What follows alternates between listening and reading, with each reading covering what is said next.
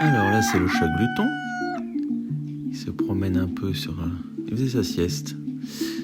Donc dans cette vidéo, je vais vous montrer un peu comment cuisiner les plantes sauvages ou plantes perpétuelles qu'on trouve dans le jardin, ici dans ma forêt jardin.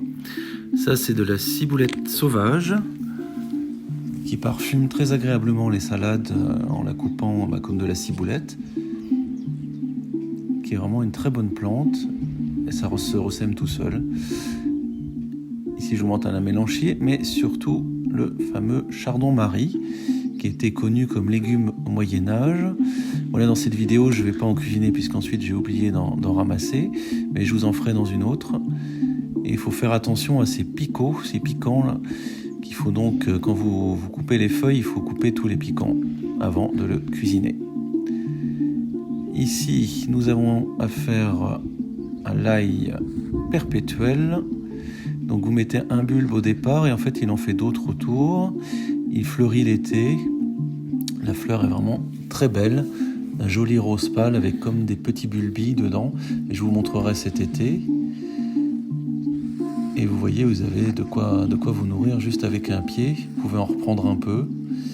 Vous en laissez au moins un ou deux, quoi. Et le reste, vous pouvez en manger. Vous pouvez manger les feuilles. J'aime bien aussi en mettre dans les salades. Ici, nous avons l'hélianthie. J'ai aussi des topinambours violets. L'hélianthie est un peu meilleur. Et en cette fin de saison, ce qui est avantageux, c'est qu'il donne moins de gaz.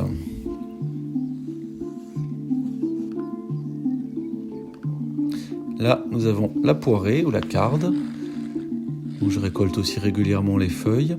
Je la considère perpétuelle parce qu'elle se ressème et il y en a tout le temps. Là, mon panier en osier tressé. On retrouve le chou perpétuel d'Aubenton, qui est bien connu de tous les permaculteurs, mais qu'il est important d'implanter. Et ensuite, je vous montre comment je récolte. Donc là, une tige d'ail perpétuelle. J'avais déjà pris quelques feuilles de carde. J'ai rajouté des orties et un peu de topinambour, d'hélianthie, qui était déjà en train de sécher, que j'avais déjà déterré. Et qu'il n'y a plus qu'à cuisiner. Donc ça fait, l'air de rien, une bonne future poêlée. C'est très joli et c'est aussi très bon. C'est bourré de vitamines et au printemps, c'est excellent. Et on va directement du jardin à l'assiette. Je récolte et une heure et demie plus tard,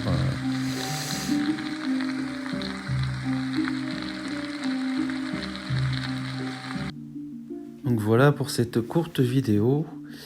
Le résultat était vraiment délicieux.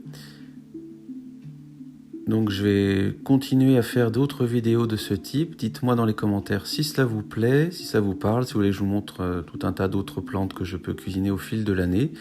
Et ensuite avec aussi les plantes du potager. Merci à vous.